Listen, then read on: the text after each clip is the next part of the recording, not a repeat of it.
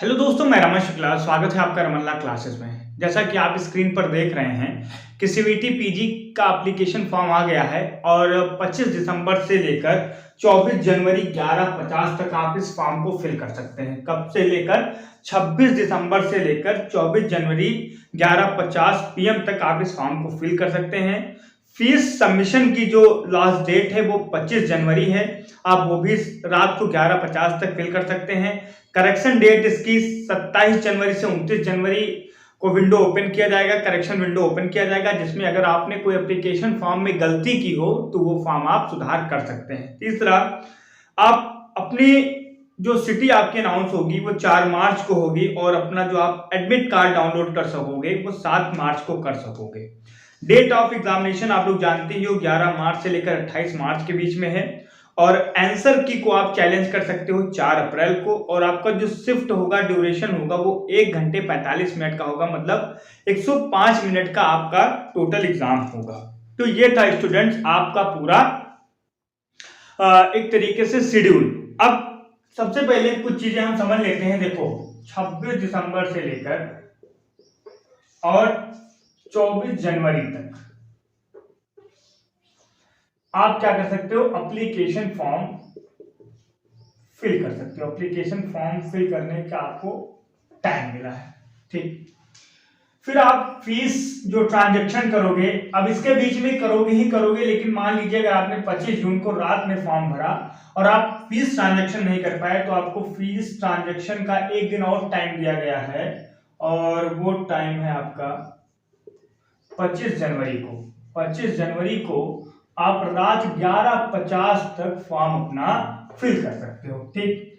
Correction date आपकी यानी correction window जो ओपन होगा वो आपका ओपन होगा स्टूडेंट्स 27 जनवरी से लेकर और 29 जनवरी तक।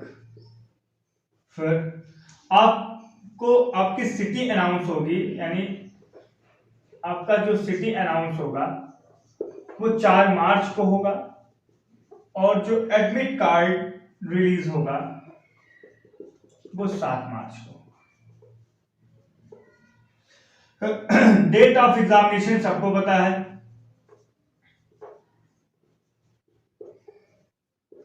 डेट ऑफ एग्जामिनेशन 11 मार्च से लेकर 28 मार्च के बीच में है और आंसर की अगर आप चैलेंज करना चाहते हो, आंसर की चैलेंज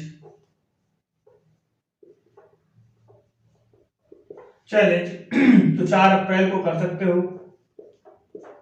फिर आपका जो शिफ्ट होगा, मतलब ड्यूरेशन जिसे कह सकते हो, वो 1 घंटे 1 आवर 45 मिनट, मतलब 105 मिनट का होगा।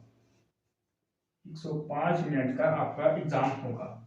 स्टूडेंट्स, इतनी चीजें आप स्क्रीनशॉट ले लो या दिमाग में नोट कर लो। अब इसके आगे जो हम बात करना चाहते हैं उस पर हम बात करते हैं। देखो, जैसा मैंने आप लोगों से कहा था कि 90 दिन का आप चैलेंज बनाइए और ये एग्जाम आपका टलेगा नहीं। मतलब कि बहुत सारे बच्चे ये आस लगाकर बैठे थे कि हो सकता है कि ये एग्जाम आगे पीछे हो जाए, लेकिन मैंने जब शुरुआत में ही वीडियो बनाया था तो उसने बोला था कि आपके 80% चांसेस हैं कि ये एग्जाम टलेगा नहीं। इसके पीछे रीजन है कि एनटीए जो सत्र है उससे बिल्कुल पटरी पर लाना चाहती है, इसीलिए वो ये एग्जाम जल्दी करा रही है। वो एग्जाम मार्च में ही कंडक्ट करा ले रही है। एक चीज, दूसरी चीज आप ये ध्यान रखिएगा बिल्कुल स्टूडेंट्स कि आपका जैसे स्ट्रेटेजी प्लान क्या रहेगा। अब अगर अभी भी आपने अपना सीयूटी पीजी के लिए अपनी प्रिपरेशन स्टार्ट नहीं की है, देखो मैं यहाँ आज सिर्फ एलएलबी वालों के लिए बात नहीं करने आया, मैं यहाँ सभी स्टूडेंट्स के लिए, चाहे वो एमए के हों, एमएससी के हों, चाहे वो एलएलबी के हों, किसी भी आप फील्ड से तैयारी कर रहे हैं, लेकिन आपके पास जो टाइम है वो 11 मार्च से लेकर 28 मार्च के बीच में ही है।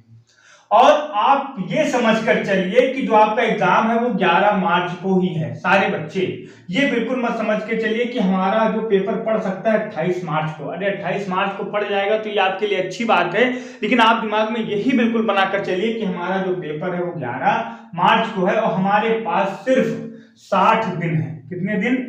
60 दिन, 60 डेज हैं आपके पास, क्योंकि दिसंबर आपका खत्म ही हो चुका है, और दिसंबर अगर नहीं खत्म हुआ है तो उसमें आप न्यू ईयर मनाएंगे, कुछ कहीं घूमने टहलने जाएंगे, तो वो आप 5-6 दिन निकाल लीजिए। 5-6 दिन क्या, 3-4 दिन जो है दिसंबर में उसे निकाल दीजिए। 1 जनवरी भी निकाल दीजिए, क्योंकि आप भाई सेलिब्रेट करेंगे, दोस्तों के साथ घूमेंगे टहलेंगे, तो 1 को भी निकाल दिए। इसके बाद आपके पास केवल 60 डेज अगर अच्छे तरीके से देखो तो बचता है, नहीं अगर अच्छे से कैलकुलेट कर लो तो ये शायद 60 डेज भी ना बचे, 55 या 56 डेज बचेगा।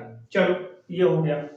अब जैसा कि मैंने एक वीडियो बनाया था एलएलबी वालों के लिए कि 90 days preparation strategy, 90 days preparation strategy, जिसमें हमने 60 दिन अपना कोर्स कवर करना था और 1 महीने रिवीजन करना था, तो वो तो बात गई, वो मैंने दिसंबर में बनाया था। अब बात करते हैं हम कि भैया 60 डेज वाले कैसे फॉलो करें। देखो, अगर आप एमए के हो, एमएससी के हो, या फिर कोई भी पीजी प्रोग्राम के लिए एनरोल हो, आप अपने टाइम टेबल को इस तरीके से कम अगर आप 7 दिन में कवर करना चाहते हो सिटी पीजी को और अच्छी यूनिवर्सिटी लेना चाहते हो, तो आपको 7-8 घंटे तो पढ़ने ही पड़ेंगे, उसमें कोई सवाल ही नहीं उठता कि आप 7-8 घंटों से कंप्रोमाइज कर सको।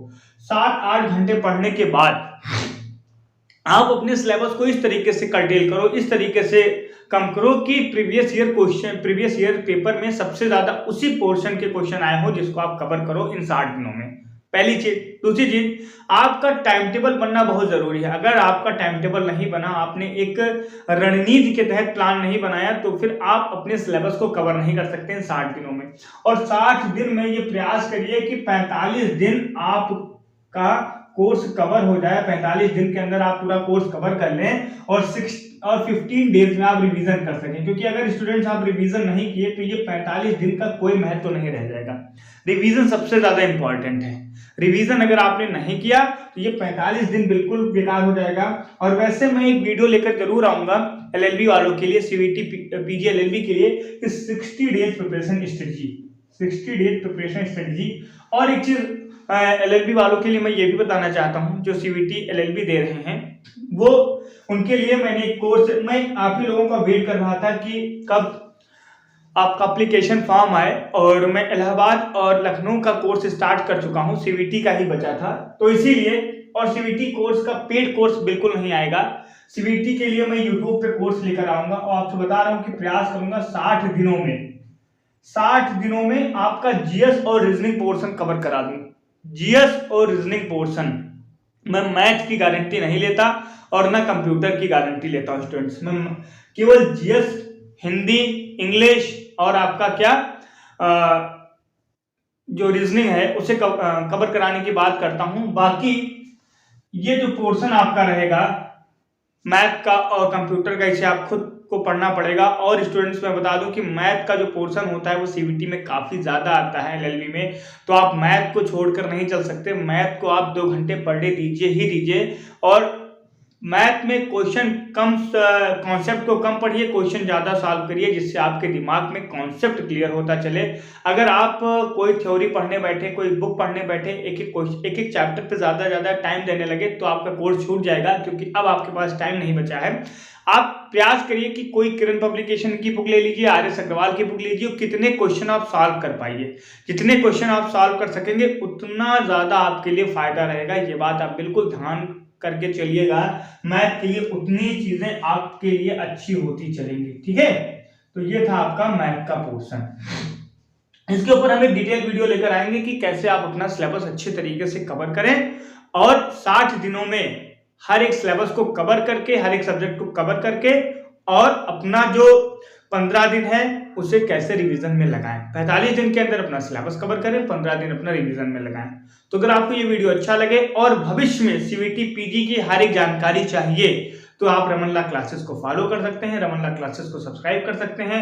और हमारे इंस्टाग्राम चैनल जिसका लिंक आपको डिस्क्रिप्शन बॉक्स में मिल जाएगा, उससे जुड़ सकते हैं। टेलीग्राम चैनल से जुड़ सकते हैं, उसमें बहुत सारी चीजें आपको देखने को मिलेगी। धन्यवाद।